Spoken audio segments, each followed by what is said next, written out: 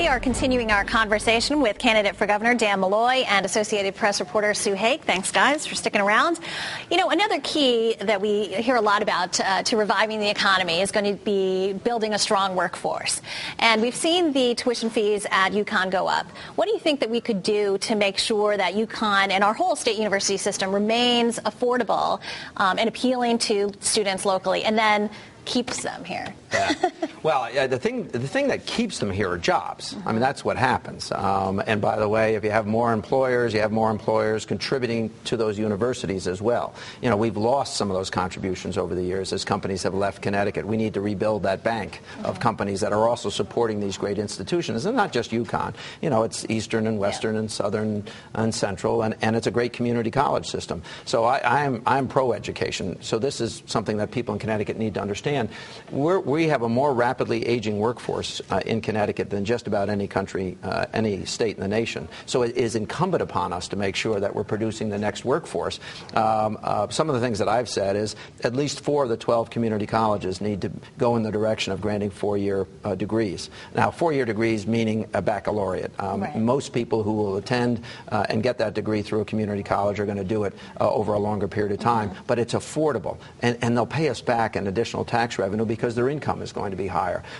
With respect to the university systems, the two, I think it's incumbent upon us to do everything we can to hold down tuition. And whenever we raise tuition, to make sure that we're also contributing more money to scholarships, particularly scholarships for Connecticut residents. That's really the key to doing that. And then I think really changing the relationship between these universities and the state government so that we're more proactive in investing in areas of research that are most likely to produce jobs in Connecticut. What do you hear from businesses? Do they tell you we need these kinds of workers specifically, or? Well, what they tell me on a frequent basis is that no one's listening, that in many cases we're not producing the kinds of students that they need. There's a tremendous need for engineers. Now, we do have some engineering programs, but they need to be expanded. There are other areas. You know, there's this famous story about Connecticut. You know, Hartford used to be the insurance capital of the world, but you had a hard time finding a trained actuary in Connecticut.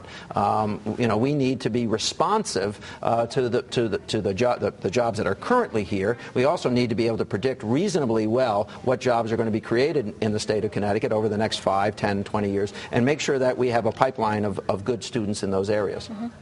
Now, regarding the state budget, I hear you on the trail a lot talking about accounting standards, and I know you say it's going to be your first executive order. First of all, why should voters care about accounting standards? And are you hinting that, do you think the fiscal problems of the state are way worse than what we're led to believe right now? Way worse. I think these are structural deficits that have been built over a long period of time based on bad compromises between Republican governors and Democratic-led legislators.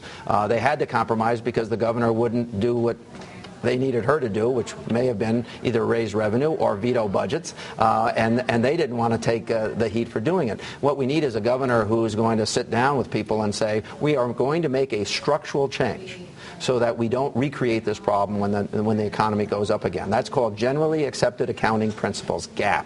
People usually yawn when I say this. But understand this, that Connecticut state government requires every municipality and Board of Education to report under those rules, but then exempts itself. And what GAAP would have done if we'd had it in place over the last 5 years is require that the state actually pay its bills on time with current year revenue, and not one time these fixes. If you look at the compromise that the governor and the legislature made over the last year, 70% of what they used to cover the deficit, the $2.5 billion deficit, which currently exists, are one-timers.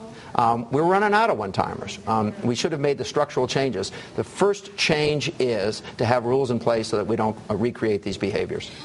You've talked a lot about how it's going to take a lot of tough choices, make tough decisions. You have obviously a lot of the support of the unions. I mean, won't it be tough for you to sit down with them and say, you know, we need to cut our state labor costs, we need to, you need to step up to the table? Look at my record. I mean, I ran a city for 14 years, ran it successfully. The population of my city went up and the city-side workforce went down by 8.4%.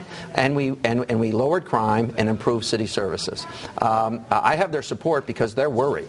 They're worried that more bad leadership is going to lead to a bigger debacle in the state of Connecticut. They want somebody who's prepared to make hard choices. Invite them to the table. They're invited. Work with them on resolution. I will, but I've made no guarantees of anything.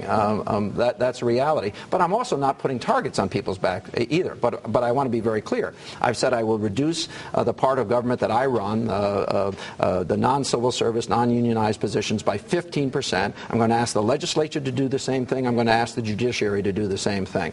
We're going to look at 220 state agencies or thereabouts and combine them by a third to get rid of that whole area of management. We're going to look at management generally speaking, because it's one of the two areas that government has grown in the last 20 years, corrections and management. I think we have too many managers and not enough people making decisions closest to the service level. Do you think there's anything that can be privatized in state government? Privatization should be only considered when there's actual proof that it saves money. I deprivatized services in Stamford and saved money. So it's not a panacea. And in fact, if you look at some of the changes at the DOT requiring a lot of this work to be privatized, it's actually costing us more money. Listen, I have made no promises, but I want to be very clear. I don't think privatization is a panacea to solving the state's problems. Making changes, work rule changes, compromises, looking at different ways of doing business, that's got to be part of it. I'm ready.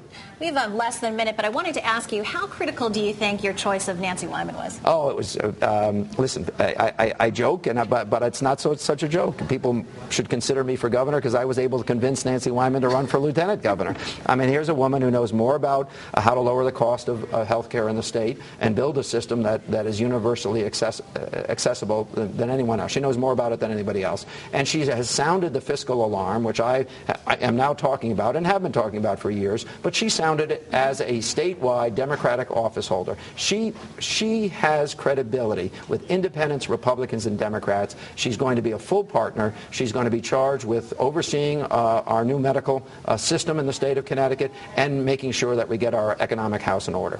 Excellent. Well, we congratulate you, and I'm sure we'll hear lots from you over the next 13 weeks. Thanks a lot, Dan. Thank you. And thank you, Sue.